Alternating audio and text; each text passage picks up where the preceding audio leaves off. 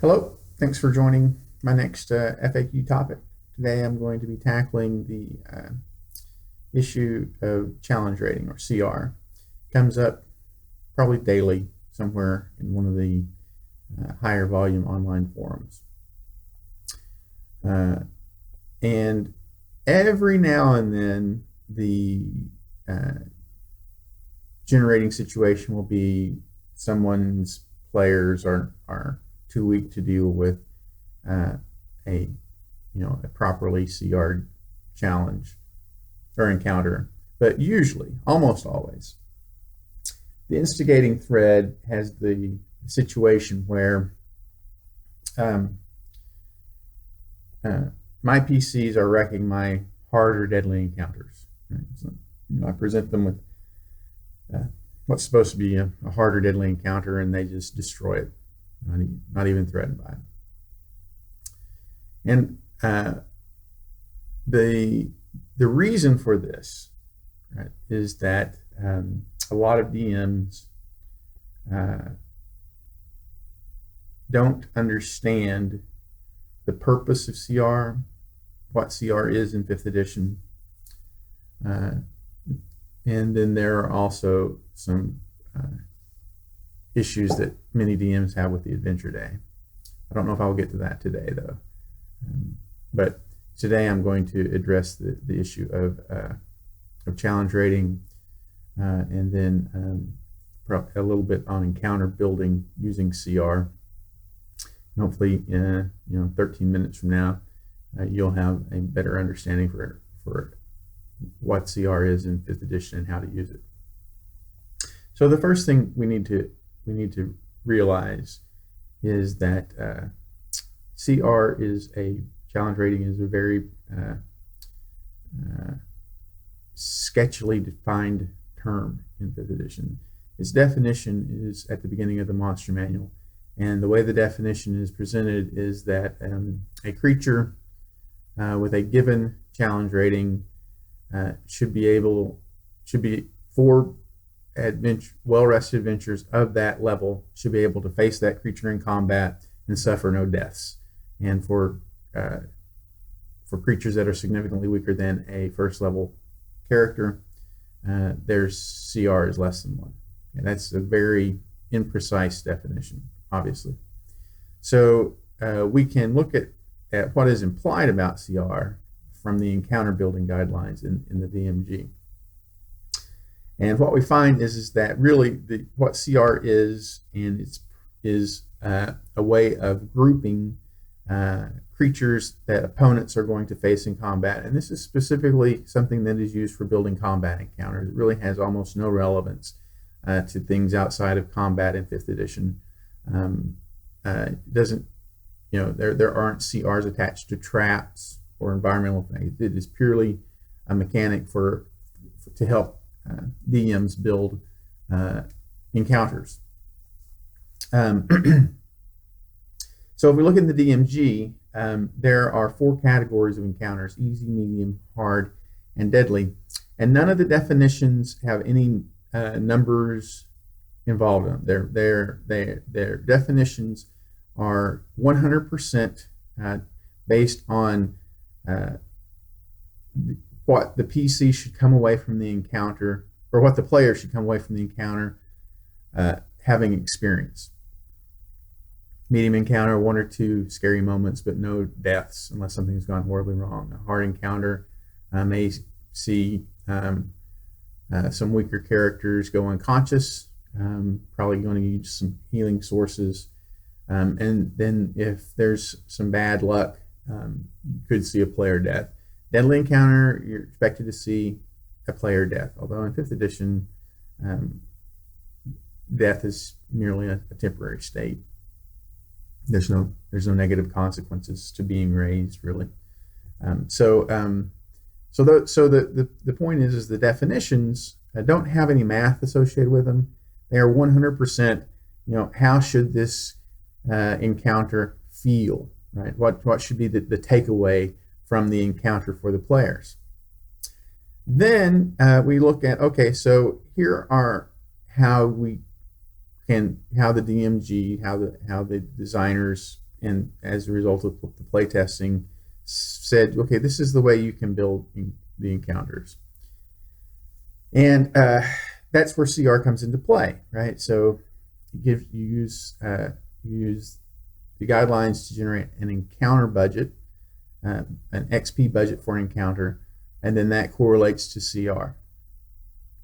And this is where players run into trouble, because the CRs as presented make some assumptions about the campaign that you're running. They assume a very low magic level. They assume single class characters, probably not using the human variant even, or feats are optional as well. And if you start incorporating optional rules, if you are giving out more magic than is expected, if you are liberally using this the surprise round, giving PCs surprise rounds often, if you are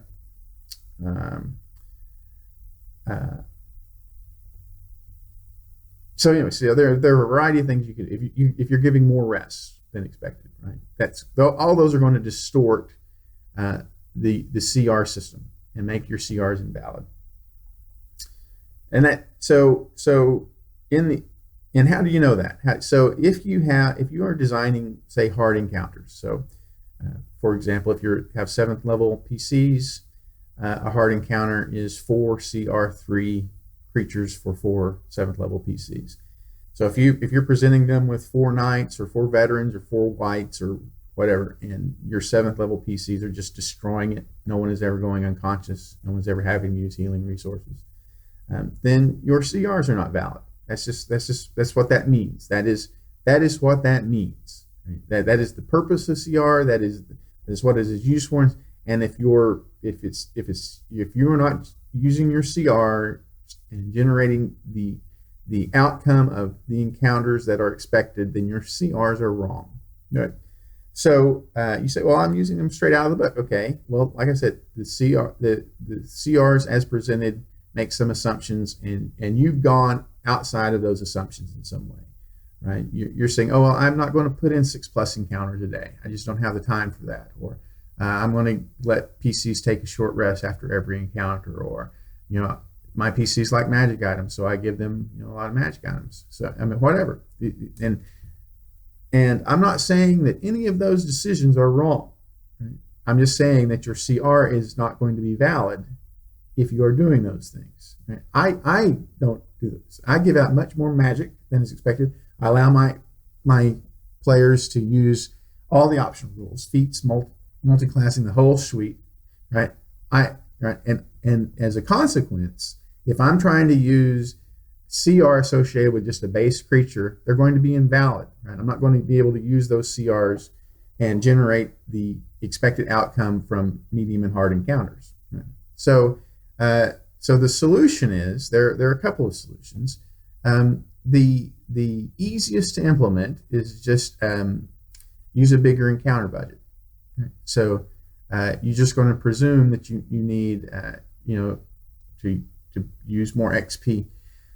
If you do that, there are some problems. First of all, there's going to be a tendency, you've got to increase the number of creatures, or you've got to increase the size of creatures. And probably you're going to want to increase the size of creatures, because increasing the number of creatures is going to dramatically slow the play. And you probably don't want to do that. It's okay once PCs are in tier 2 play, because a bigger XP budget is able to be wielded.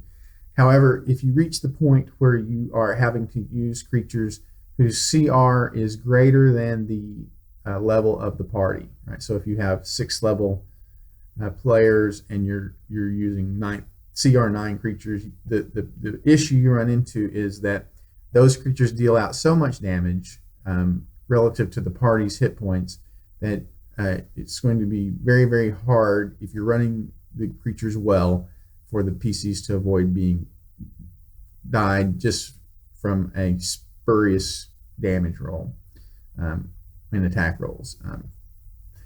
The other thing you're going to run into is when you're using a bigger XP budget, your PCs are going to advance very quickly if you're tracking XP, and you may not want that, right? So you're dealing out a lot of, you may want to spend 4 or 5 adventures at level 6, but if you're having to use a much bigger encounter budget, you're having to dish out more XP, and then your PCs are going to only spend 2 or 3 adventures at level 6. You don't want that.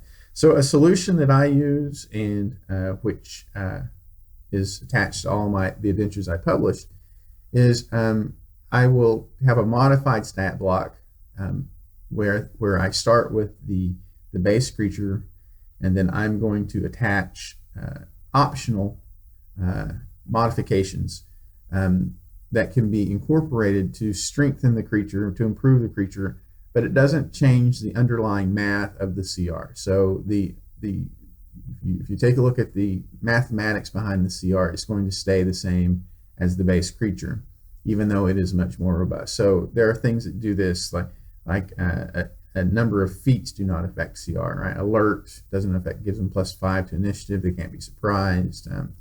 They can't be, if you're a hidden attacker, or an unseen attacker, you don't have advantage on attack rolls against them. That doesn't affect CR. The lucky feat doesn't affect CR, right? Shield Master doesn't affect CR. All of these are good feats that you can attach to a creature very quickly, very easily, make them more robust without changing their underlying CR. There are spells that you can give to, like for example, Hellish Rebuke, right? Is a source of damage dealt in reaction to being hit, and if the creature's never hit with a melee weapon, then they never proc, so it doesn't affect CR. You can attach Battle Master maneuver effects without rolling the precision dice to the damage, and that doesn't affect CR. So you can add a menacing effect to one of their damage dealing effects, so or a trip effect or a maneuvering effect, and those aren't going to affect CR, but they are going to increase the complication of the encounter, make it harder to deal with the creature, and come closer to generating those effects that you need to for a group that is not currently being challenged enough in combat. And using those techniques, you should be able to generate a set of creatures with valid CRs that you can then use to build the encounters that meet the expectations of the definitions for those encounters. And that in the end is the goal, right? You want your encounters to meet the definition that they are expected to, right? A hard encounter should have someone going unconscious and spending healing resources. Deadly should have a sincere risk of people dying. Medium should have 1 or 2 scary moments. And if you employ those techniques, you're going to achieve those effects. And so I hope this helps. I hope you understand CR better. I hope you understand how to use CR and understand what the point is of modifying creatures in specific ways to better meet the definitions of the encounters. I also hope you back my Kickstarters. Thanks.